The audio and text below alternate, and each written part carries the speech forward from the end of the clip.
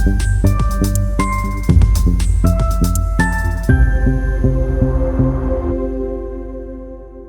Friends, MPSC group बी group C संयुक्त पूर्व परीक्षा जी असते त्यातील आपण PYQ सिरीज स्टार्ट केलेली आहे आणि ही जी PYQ सिरीज आहे यामध्ये आपण जनरल सायन्स सामान्य विज्ञान या घटकाचे PYQs बघत आहोत. आजची जी प्रश्नपत्रिका आहे ती MPSC ग्रुप बी संयुक्त पूर्व परीक्षा 2022 ची प्रश्नपत्रिका आहे जिची एक्झाम झाली होती 8 ऑक्टोबर 2022 रोजी. हे जे PYQs आहे यामध्ये आपण पूर्णपणे व्यवस्थित एक्सप्लेनेशन आपण घेत आहोत आणि नक्कीच याचा तुम्हाला फायदा होणार आहे. प्रश्न आहे, खालीलपैकी कोणत्या पदार्थाची औष्णिक प्रवाहता सर्वात जास्त असते? Which of the following substance has the highest thermal conductivity? Thermal conductivity बाबत हा प्रश्न आहे. ऑप्शन्स आहेत 1 लाकूड, 2 ॲल्युमिनियम, 3 काच आणि 4 चांदी. योग्य उत्तर आहे पर्याय क्रमांक 4 चांदी.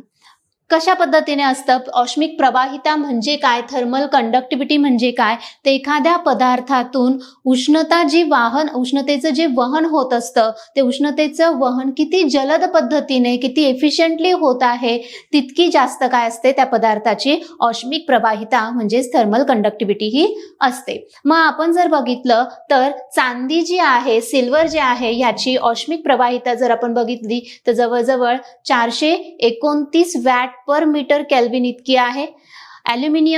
ॲल्युमिनियमची औष्णिक प्रवाहिता ही 205 वॅट पर मीटर केल्विन इतकी आहे. काच आणि लाकूड यांची औष्णिक प्रवाहिता तुलनेने कमी आहे. काचेची फक्त 1 वॅट पर मीटर केल्विन इतकी आहे तर लाकडाची अगदी 0.1 वॅट पर मीटर केल्विन इतकी आहे. नॉर्मली धातूंची औष्णिक प्रवाहिता काय असते? जास्त असते आणि त्यामध्ये चांदीची औष्णिक प्रवाहिता आपल्याला काय बघायला मिळते? सर्वात जास्त आपल्याला बघायला मिळते.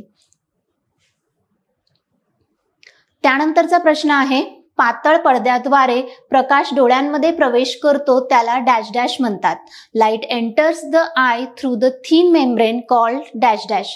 ऑप्शन्स आहे 1 आयरिश, 2 प्युपिल, 3 रेटिना, 4 कॉर्निया. योग्य उत्तर आहे पर्याय क्रमांक 4 कॉर्निया. जर आपण आपल्या मानवी डोळ्याचं स्ट्रक्चर जर आपण विचारात घेतलं तर अशा पद्धतीने साधारण आपला मानवी डोळा आयबॉल जो आहे तो असा आहे. याचं सर्वात समोरील बाहेरचं जे आवरण आहे त्याला कॉर्निया असं म्हटलं जातं आणि हा जो कॉर्निया असतो हा पातळ त्याचबरोबर ट्रान्सपरंट पारदर्शक असा काय असतो? पडदा असतो. प्रकाश मार्गक्रमण करताना डोळ्यात मार्गक्रमण करताना सर्वप्रथम या कॉर्नियातून मार्गक्रमण करतो. त्यानंतर तो आयरिशला आतमध्ये असणारी जी विंडो असते प्युपिल त्या प्युपिल मधून मार्गक्रमण करतो, पुढे भिंगावरती पडतो आणि त्यानंतर काय होत असतं? इमेज फॉर्मेशन हे रेटिनावरती होत असतं. मग कॉर्निया हा तो पातळ पापुद्रा आहे किंवा पडदा आहे की ज्यातून सर्वप्रथम प्रकाश काय होत असतो? डोळ्यामध्ये प्रवेश करत असतो. या व्यतिरिक्त आयरिश जर आपण बघितलं तर त्यांना आपण बुबुळे असं म्हणतो आणि हे ट्रान्सपरंट नसतात. यांच्यामध्ये मेलॅनिन नावाचे रंगद्रव्य असते आणि बुबळांमुळे काय होत असतं तर प्युपिलची जो एरिया आहे तो डायलेट किंवा कॉन्ट्रॅक्ट हा होत असतो आणि प्युपिल म्हणजे एक विंडो आहे, तो पडदा नाहीये. तर रेटिना हे दृष्टिपटल आहे जे इथे असते आणि रेटिना हा रॉड सेल्स आणि कोन सेल्सचा बनलेला असतो. रेटिना वरती इमेज फॉर्मेशन हे होत असते. तर त्यामुळे योग्य उत्तर आहे कॉर्निया. पुढचा प्रश्न आहे, प्रतिध्वनी तरच ऐकू येतो जर ध्वनीचा स्रोत आणि अडथळा यातील अंतर डॅश असेल. Echo is heard if the distance between the source of sound and the obstacle is dash dash. Options आहेत 1 17 मीटर पेक्षा कमी, 2 17 मीटर पेक्षा जास्त किंवा 17 मीटर, 3 7 मीटर पेक्षा कमी आणि 4 वरीलपैकी कोणतेच नाही. योग्य उत्तर आहे 17 मीटर पेक्षा जास्त किंवा 17 मीटर. आता बघा, ध्वनी जेव्हा हवेत मार्गक्रमण करतो तेव्हा ध्वनीचा वेग जो आहे नॉर्मल हवेमध्ये जो जवळजवळ 340 मीटर ते 344 मीटर प्रति सेकंद असतो. आता आपल्या कानांची एक मर्यादा आहे की आपल्या कानांवरती एक आवाज पडल्यानंतर त्यानंतर दुसरा आवाजाची स्वतंत्र असं ज्ञान होण्यासाठी दुसरा आवाज आपल्या कानांवरती 0.1 सेकंदानंतर म्हणजे 110 सेकंदानंतर काय झाला पाहिजे? आपल्या कानांवरती पडला पाहिजे. मग जर आपण असं कन्सिडर केलं की हवेतील ध्वनीचा वेग हा 340 मीटर प्रति सेकंद आहे आणि आपल्या कानांवरती प्रतिध्वनीचं स्वतंत्र ज्ञान होण्यासाठी जर आधी आलेला आवाज आणि नंतर येणारा आवाज यामध्ये जर 0.1 सेकंदाचं जर अंतर असेल तर ध्वनीने साधारण 34 मीटर इतकं अंतर पार करणं काय असेल, गरजेचं असेल. मग आता ध्वनीचा स्रोत आणि परावर्तनाचा पृष्ठभाग यामध्ये जर आपण बघितलं तर जाताना 17 मीटर आणि येताना 17 मीटर असं 34 मीटर जर अंतर कापलं तर तो ध्वनी 0.1 सेकंदानंतर कानावरती पडेल आणि त्यावेळी प्रतिध्वनीची काय होईल, जाणीव होईल. आणि म्हणूनच प्रतिध्वनी निर्माण होण्यासाठी ध्वनीचा स्रोत आणि परावर्तनाचा पृष्ठभाग रिफ्लेक्टिंग सरफेस यांच्यामध्ये कमीत कमी 17 मीटर अंतर असणे आवश्यक असते. 17 मीटरपेक्षा जास्त असेल तरी सुद्धा हा प्रतिध्वनी निर्माण होत असतो आणि त्यामुळे योग्य उत्तर आहे 17 मीटरपेक्षा जास्त किंवा 17 मीटर इतके. या व्यतिरिक्त परावर्तनाचा पृष्ठभाग हा विस्तृत असणे आवश्यक सुद्धा असते. त्यानंतरचा प्रश्न आहे डॅश डॅशच्या अणूच्या मॉडेलमध्ये इलेक्ट्रॉनचा कोनीय संवेग हा h/2π या परिमाणाचा अविभाज्य गुणक आहे. In dash dash model of an atom the angular momentum mvr of an electron is an integral multiple of the quantity h/2π. आता mvr इक्वल टू काय असतं, 2π असतं आणि h/2π असते. मग आता हे कोणाच्या मॉडेलमध्ये सांगण्यात आलेलं आहे तर ऑप्शन्स आहेत. पहिला ऑप्शन आहे रुदरफोर्ड, दुसरा ऑप्शन आहे डाल्टन, तिसरा ऑप्शन आहे बोहर, चौथा ऑप्शन आहे फर्मी. योग्य उत्तर आहे बोहर्स ॲटॉमिक मॉडेल. जर आपण या बोहर्स ॲटॉमिक मॉडेलमध्ये जर आपण बघितलं तर बोहर सांगतात की इलेक्ट्रॉन हे अणुकेंद्रकाभोवती विशिष्ट अशा कक्षेमध्ये मार्गक्रमण करत असतात आणि मग त्यांना काय असणार आहे, अँग्युलर मोमेंटम असणार आहे. हा जो अँग्युलर मोमेंटम आहे तो आपण mvr, मोमेंटम म्हणजे मास इंटू व्हेलॉसिटी असतं आणि तो त्रिज्येनुसार आहे म्हणून mvr, अँग्युलर मोमेंटम mvr आपण जर घेतला तर तो n इंटू h अपॉन काय असतं, 2π असतं. जिथे n म्हणजे काय आहे त्या ऑर्बिटचा क्रमांक, तो 1, 2 किंवा 3 हा असू शकतो. आणि मग बोहर्स ॲटॉमिक मॉडेलमध्येच आपल्याला इलेक्ट्रॉन्स हे अणुकेंद्रकाभोवती वर्तुळाकार कक्षेत मार्गक्रमण करतात हे आपल्याला बघायला मिळतं. रुदरफोर्ड ॲटॉमिक मॉडेलमध्ये आपण जर बघितलं तर इलेक्ट्रॉन्स हे अणुकेंद्रकाभोवती फिरतात पण तिथे अँग्युलर मोमेंटम बाबत कोणतेही विशेष थिंग सांगितलेली नाहीये. या व्यतिरिक्त रुदरफोर्ड ॲटॉमिक मॉडेलमुळे आपल्याला अणुकेंद्रकाचा शोध, अणुकेंद्रक हे भरीव असते, मेजॉरिटी अणूचे मास हे अणुकेंद्रकात साठलेले, एकवटलेले असते, अशा थिंग्स आपल्याला रुदरफोर्ड ॲटॉमिक मॉडेलमध्ये बघायला मिळतात.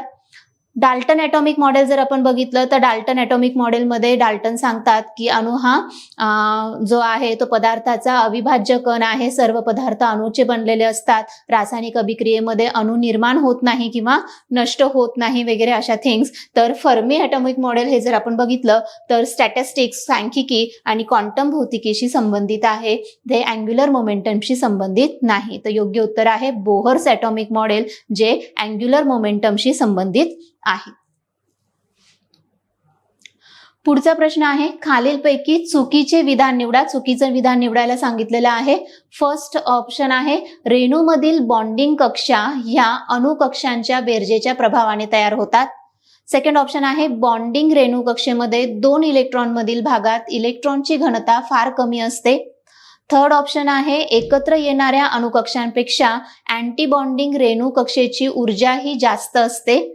फोर्थ ऑप्शन आहे की सिग्मा स्टार, पाय स्टार आणि डेल्टा स्टार इत्यादी चिन्हांनी अँटी बॉन्डिंग रेणूकक्षा दर्शवल्या जातात. तर योग्य उत्तर आहे पर्याय क्रमांक 2 की बॉन्डिंग रेणूकक्षांमध्ये 2 केंद्रकांमधील भागात इलेक्ट्रॉनची घनता फार कमी असते. हे विधान काय चुकीचं आहे. इथे कमी नाही तर घनता जास्त असली पाहिजे आणि ती जास्त असते.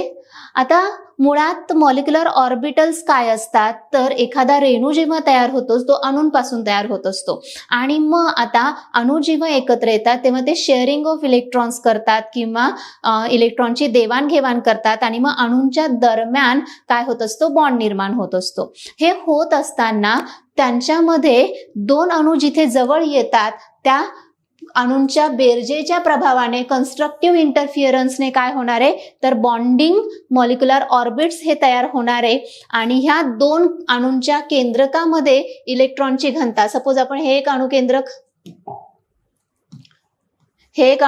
आपण घेतलं आणि हे एक अणुकेंद्रक आपण घेतलं, त्याच्या भोवती त्यांचे इलेक्ट्रॉन्स आहेत, पण ह्या दोन अणुकेंद्रकांच्या ह्या भागामध्ये काय असणार, इलेक्ट्रॉनची घनता जास्त असणार आणि त्यामुळे काय होणार, तर त्यामुळे त्या अणूंमधलं आकर्षण वाढणार आणि त्यामुळे बॉन्ड काय होणार आहे, तो स्थिर होणार आहे आणि म्हणजेच काय, तर दोन बॉन्डिंग मॉलिक्युलर ऑर्बिटल्स जे असतील त्यांच्या केंद्रकांच्या दरम्यान काय असते, इलेक्ट्रॉनची घनता ही जास्त असते. या व्यतिरिक्त अँटी बॉन्डिंग मॉलिक्युलर ऑर्बिटल्स जर आपण बघितले तर हे काय होणार आहे, डिस्ट्रक्टिव्ह इंटरफिअरन्स मधून वजाबाकीच्या प्रभावाने ते तयार होणार आहे.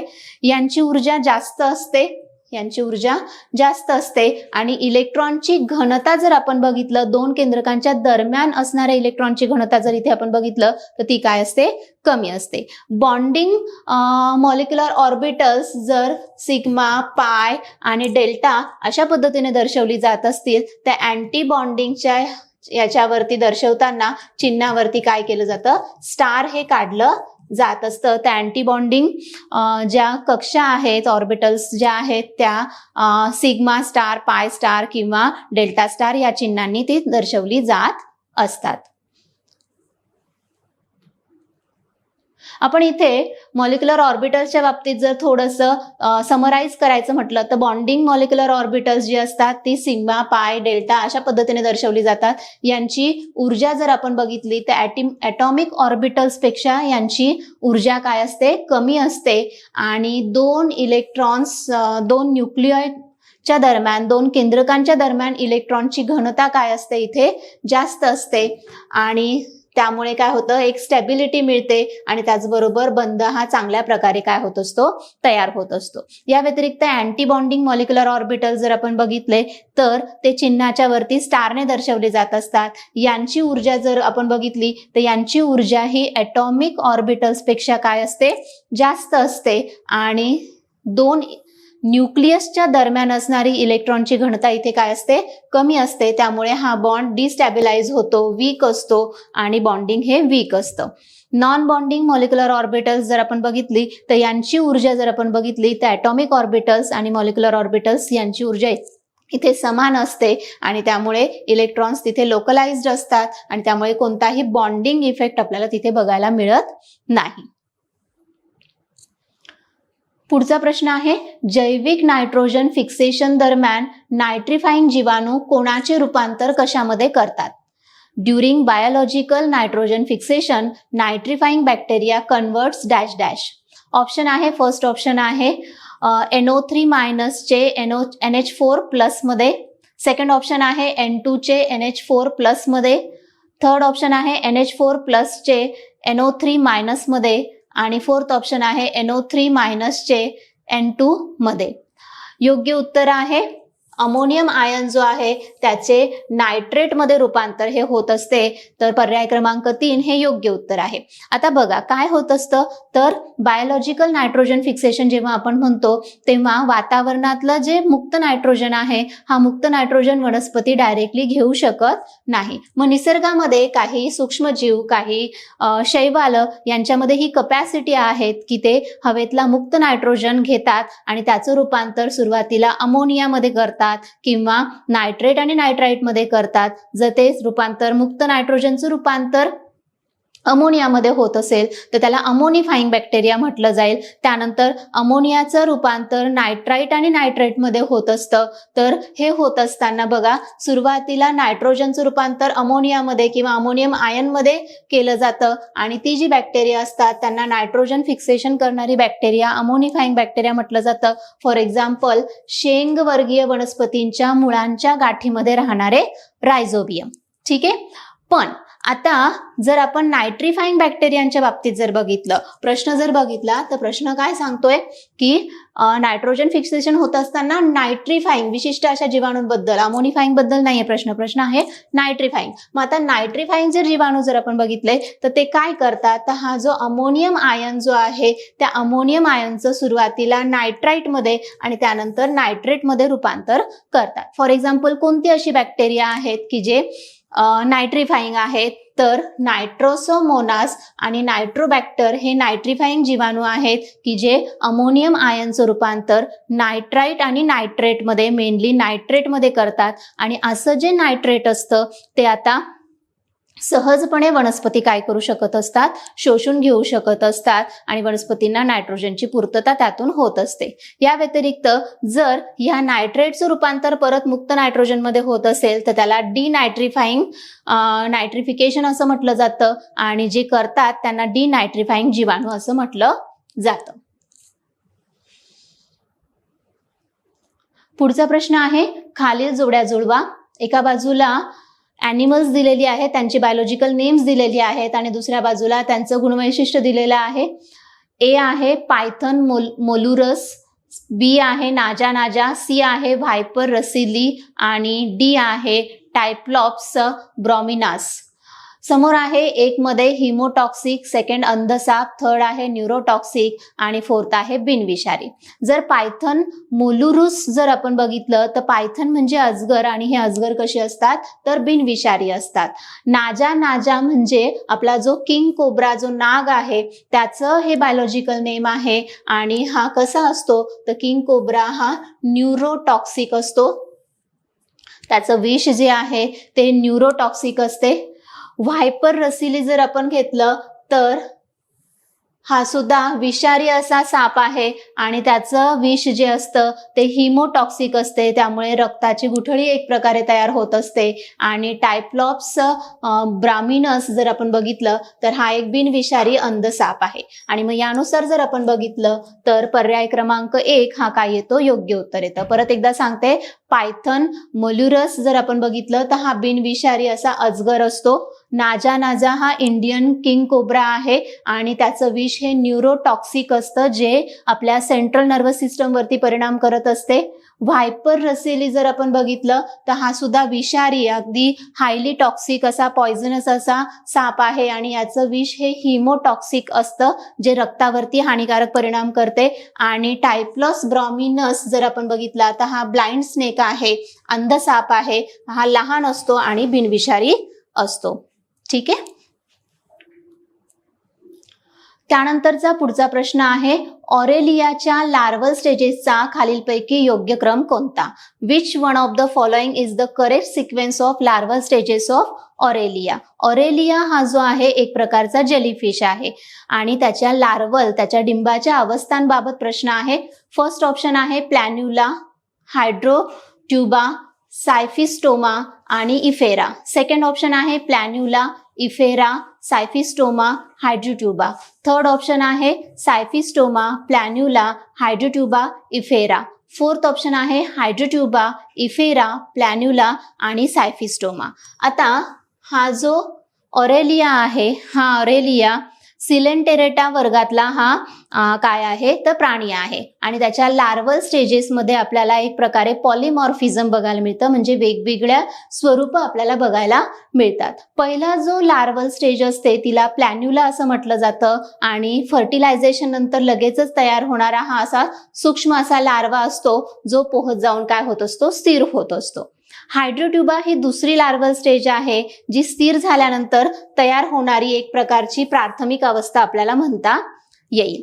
त्या व्यतिरिक्त सायफिस्टोमा हा स्थिर लार्वल स्टेज आहे जो स्टोबिलेशन प्रक्रियेतून जात असते.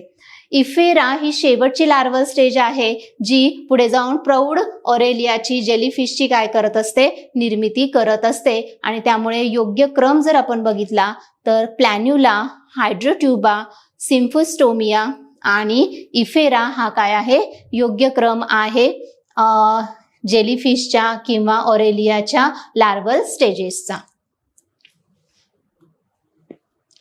पुढचा प्रश्न आहे खालीलपैकी कोणता किंवा कोणत्या प्राण्यांचा समूह हे सरपटणारे प्राणी या वर्गात मोडतात? ए. पाल, साप, बेडूक, लोरिस. बी. कासव, घडियाल, कॅमेन, टॉटियारा.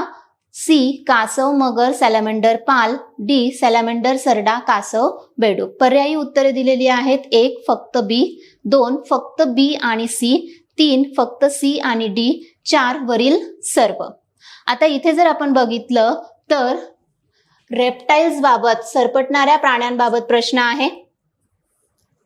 सरपटणाऱ्या प्राण्यांबाबत जर आपण बघितलं तर बेडूक हा सरपटणारा प्राणी नाहीये, त्यामुळे हा ऑप्शन ए ऑप्शन इनकरेक्ट आहे. त्यानंतर जर आपण बघितलं तर सॅलॅमेंडर हा पण ॲम्फिबियन आहे आणि इथे पण आपल्याला बेडूक, तर ज्या ठिकाणी बेडूक आहे ते ऑप्शन्स इथे कट होतील. सॅलॅमेंडर पण ॲम्फिबियन आहे, मग एकच पर्याय राहतो बी. आणि असा पर्याय कोणता आहे तर फक्त बी हा पर्याय, एक पर्याय क्रमांक 1 आहे. आणि त्यामुळे जर आपण बघितलं तर सरपटणारे प्राणी जे असतात, रेप्टाइल्स जे असतात, यांच्या त्वचेवर कोरडी खवले असतात. हे जे सरपटणारे प्राणी असतात यांचं हृदय सामान्यतः इनकम्प्लिटली 3 चेंबर्सचे असते, पण यांच्यामध्ये क्रोकोडाईल, मगर ही उत्क्रांत आहे जिचं हृदय 4 कप्प्यांचं बनलेलं आहे. सरपटणारे प्राणी हे कोल्ड ब्लडेड असतात, शीत रक्त असतात. फलन यांच्यामध्ये आंतरिक होते, फर्टिलायझेशन इंटरनल असते आणि हे ओव्हीपॅरस असतात, अंडज असतात. एक्झाम्पल्स मध्ये जर आपण बघितलं तर सर्व प्रकारचे कासव, पाल, सरडा, साप, मगर, सुसर, त्या व्यतिरिक्त घडियाल, टॉटियारा अशी काही एक्झाम्पल्स आपण रेप्टाइल्स मध्ये बघतो. या व्यतिरिक्त बेडूक, सॅलॅमेंडर असे जे प्राणी आहेत ते ॲम्फिबियन्स आहेत आणि लोरिस जो आहे तो प्रायमेट आहे, सस्तन प्राणी तो आहे. खारपान पट्ट्यातील शेतीतील सिंचनामुळे पिकांच्या उत्पादनावर परिणाम होण्याची कारणे म्हणजे: ए. जमिनीच्या पोताच्या निकृष्ट दर्जामुळे. बी. पिकांची वाढ खुंटल्यामुळे. सी. पानांच्या पिवळेपणामुळे. डी. जमिनीतील क्षारांच्या संचयनामुळे. वरीलपैकी कोणते विधान किंवा विधाने बरोबर आहेत किंवा आहेत? 1 फक्त ए फक्त, 2 ए आणि बी फक्त, 3 ए बी सी फक्त, 4 ए आणि डी फक्त.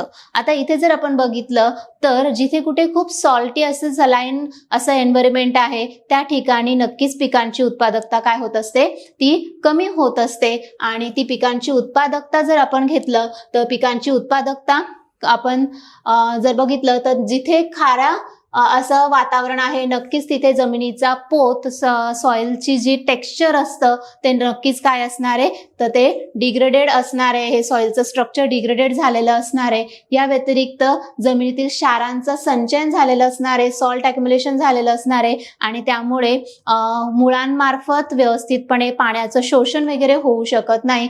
तर मुख्यतः ए आणि डी म्हणजेच पर्याय क्रमांक 4 हे काय आहे या प्रश्नाचं योग्य उत्तर आहे की जमिनीच्या पोताचा निकृष्ट दर्जामुळे आणि जमिनीतील क्षारांच्या संचयनामुळे काय होत असतं तर खारपान पट्ट्यातील वनस्पतींची उत्पादकता काय होत असते, कमी होत असते. पुढचा प्रश्न आहे आंतरिक कीड म्हणजे काय? How the occurrence of endemic paste is define. Options आहे एखाद्या महिन्यात वारंवार येणारी, सेकंड ऑप्शन आहे एखाद्या प्रदेशात येणारी, थर्ड ऑप्शन आहे एखाद्या प्रदेशात वर्षानुवर्ष असणारी आणि थर्ड ऑप्शन आहे एखाद्या प्रदेशात तीव्र स्वरूपात असणारी. जर आपण एंडेमिक कीड जर आपण बघितलं तर एंडेमिक पेस्ट जे असतात ते विशिष्ट प्रदेशामध्ये सतत दिसून येत असतात, वारंवार वर्षानुवर्ष म्हणजे दरवर्षी किंवा कित्येक काळापासून वर्षानुवर्ष त्या भागामध्ये त्या विशिष्ट प्रदेशामध्ये वारंवार तो पेस्ट हा बघायला मिळत असतो. आणि तो कशामुळे तर तिथे असणाऱ्या त्या प्रदेशाचे हवामान, माती किंवा पिकांची जी परिस्थिती जी असते त्याशी त्याने काय केलेलं असतं, एक प्रकारे जुळवून घेतलेलं असतं, अनुकूलन झालेलं असतं त्याचं आणि त्यामुळे वारंवार त्या प्रदेशामध्ये तो पेस्ट काय होत असतो, आढळत असतो. तेव्हा त्याला एंडेमिक पेस्ट म्हणजे आंतरिक कीड असं म्हटलं जातं. या व्यतिरिक्त अचानकपणे एखादा साथीच्या सारखा जर एखादा पेस्ट पसरत असेल, त्याची वाढ होत असेल आणि तेव्हा त्याला काय म्हटलं जातं, इपिडेमिक पेस्ट असं म्हटलं जातं. या व्यतिरिक्त विशिष्ट हवामानामध्ये, विशिष्ट सीझनमध्ये विशिष्ट महिन्यांमध्ये आणि ऋतूंमध्ये जर एखादी कीड दिसत असेल तर त्याला हंगामी कीड असं म्हटलं जातं. तर इथे योग्य पर्याय आहे की विशिष्ट प्रदेशामध्ये सतत वर्षानुवर्ष आढळणारी कीड जी असते त्याला एंडेमिक पेस्ट असं म्हटलं जाते. पुढचा प्रश्न आहे, ज्या झाडांची बी उघडी असते ती झाडे कोणत्या गटात मोडतात? सिंपल क्वेश्चन आहे. Plant whose seeds are naked are classified in which group? Options आहे, एक अँजिओस्पर्म, सेकंड ऑप्शन आहे जिम्नोस्पर्म, थर्ड ऑप्शन आहे ट्रॅचिओफायटा, फोर्थ ऑप्शन आहे क्रिप्टोगॅम्स. योग्य उत्तर आहे जिम्नोस्पर्म. आपण सपुष्प वनस्पती ज्या असतात, फुले येणाऱ्या ज्या वनस्पती असतात त्यांना आपण त्यांचं सीड कुठे आहे, कशा पद्धतीचं आहे या बेसिसवरती जिम्नोस्पर्म म्हणजेच अनावृत्त बीजी आणि अँजिओस्पर्म म्हणजेच आवृत्त बीजी अशा दोन गटांमध्ये विभागतो. ज्या वनस्पतींच्या बियाभोवती आवरण नसते, बी एनक्लोज्ड नाहीये, त्यांना म्हटलं जातं जिम्नोस्पर्म. आणि नॉर्मली ह्या ज्या जिम्नोस्पर्म वनस्पती असतात ह्या दीर्घायुषी असतात, यांची पानं सूचीपर्णीय असतात, यांच्यामध्ये नर आणि मादी फुलं ही काय असतात किंवा प्लांट्स ही वेगवेगळी असतात. यांच्यामध्ये जर आपण बघितलं तर परागीभवन हवेमार्फत होत असते आणि यांना सामान्यतः शोभेसाठी वापरलं जात असतं. उदाहरणार्थ पाईन, सायप्रस, सायकस, थुजा अशी काही एक्झाम्पल्स आपल्याला जिम्नोस्पर्म मध्ये बघायला मिळतील. या व्यतिरिक्त ज्या झाडांच्या बिया या फळामध्ये असतात, एनक्लोज्ड असतात, झाकलेल्या असतात, त्यांना अँजिओस्पर्म असं म्हटलं जातं. आणि नॉर्मली आंबा वगैरे ही जी आहेत या काय आहेत, अँजिओस्पर्म आहे. ट्रॅकिओफायटा जर आपण बघितलं तर ट्रॅकिओफायटा म्हणजे अशा वनस्पती की ज्यांच्यामध्ये काय असतं तर जलवाहिन्या आणि रसवाहिन्या असतात. अशा सर्व वनस्पतींना ट्रॅकिओफाइट्स असं म्हटलं जातं की ज्यांच्यामध्ये वाहक ऊती असतात, व्हॅस्क्युलर टिश्यूज असतात, त्यांना ट्रॅकिओफायटा असं म्हटलं जातं. क्रिप्टोगॅम्स जे असतात ह्या अशा वनस्पती आहेत की यांना फुले येत नाही, बिया येत नाही. या वनस्पतींना आपण अपुष्प वनस्पती असं म्हणून सुद्धा ओळखतो. तर प्रश्नामध्ये जर आपण बघितलं तर ज्यांचं बी नेकेड आहे अशांना काय म्हणणार? योग्य उत्तर असेल जिम्नोस्पर्म. पुढचा प्रश्न आहे, खालीलपैकी कोणता विषाणू एका व्यक्तीकडून दुसऱ्या व्यक्तीमध्ये संक्रमित सुई किंवा असुरक्षित लैंगिक संबंधातून पसरतो? ऑप्शन्स आहे, फर्स्ट ऑप्शन डेंग्यू विषाणू, सेकंड ऑप्शन रोटा व्हायरस, थर्ड ऑप्शन आहे हिपॅटायटिस ए आणि फोर्थ ऑप्शन आहे हिपॅटायटिस बी. योग्य उत्तर आहे हिपॅटायटिस बी.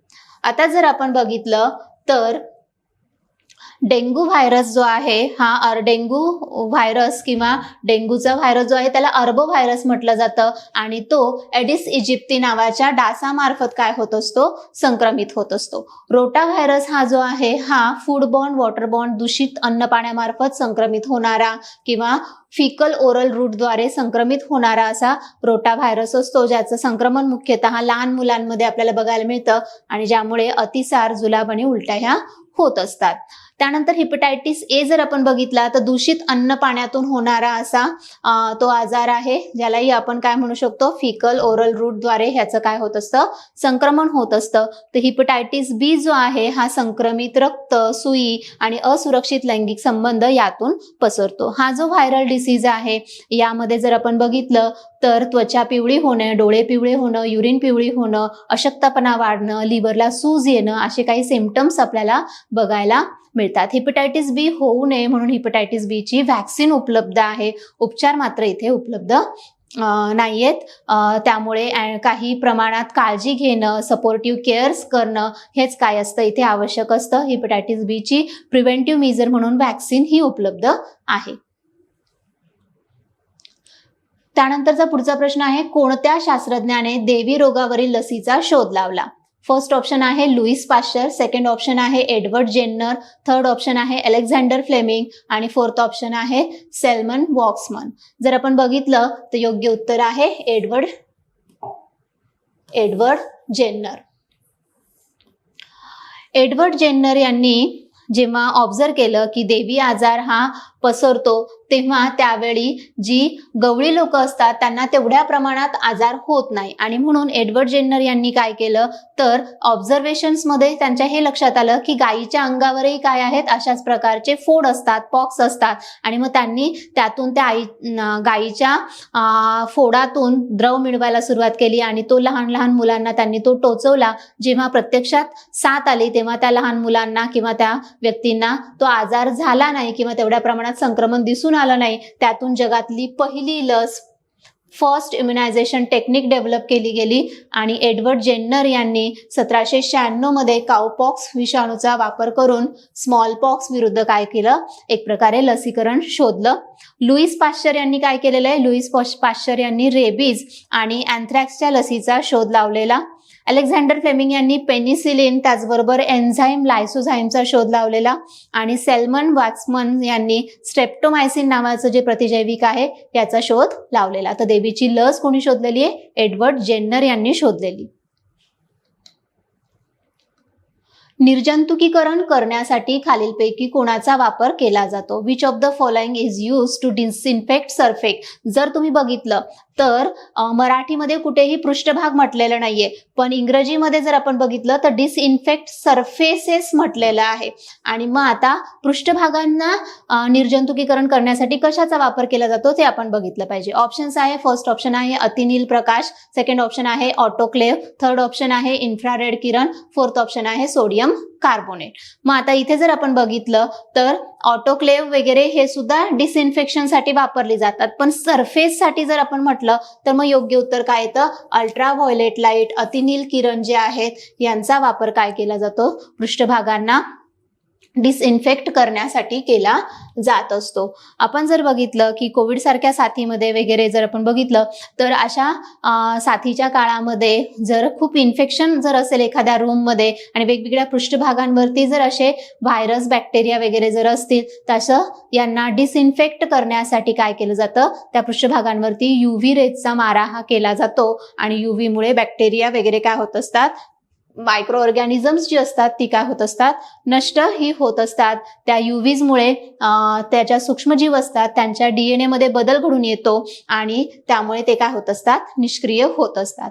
ऑटोक्लेव्ह मध्ये हाय प्रेशर वापरलं जात असतं, स्टीम प्रेशर वापरलं जातं आणि त्यामुळे निर्जंतुकीकरण होत असतं, पण हे पृष्ठभागासाठी वापरलं जात नाही. प्रयोगशाळेमध्ये लॅबमध्ये जर आपण बघितलं तर आपले जे मीडियम्स असतात, न्यूट्रिएंट मीडियम, ग्लासवेअर्स वगैरे अशा गोष्टींना काय म्हणता येईल आपल्याला, आपण ऑटोक्लेव्हचा वापर करून डिसइन्फेक्ट करत असतो. इन्फ्रारेड उष्णता निर्माण करतात पण निर्जंतुकीकरण ते करत नसतात. सोडियम कार्बोनेट स्वच्छतेसाठी वापरले जाते पण निर्जंतुकीकरण करत नाही. त्यामुळे निर्जंतुकीकरणासाठी कशाचा वापर केला जातो, तर अल्ट्राव्हायोलेट लाईटचा, युव्ही रेजचा वापर हा केला जात असतो. आजच्या प्रश्नपत्रिकेमध्ये आपण 2022 ची ग्रुप बी ची प्रश्नपत्रिकेतील सामान्य विज्ञान ह्या घटकाचे जे प्रश्न होते त्यांचे स्पष्टीकरण आपण बघितलेले आहेत. पुढच्या प्रश्नपत्रिकेमध्ये आपण 2021 ची प्रश्नपत्रिका बघणार आहोत. धन्यवाद.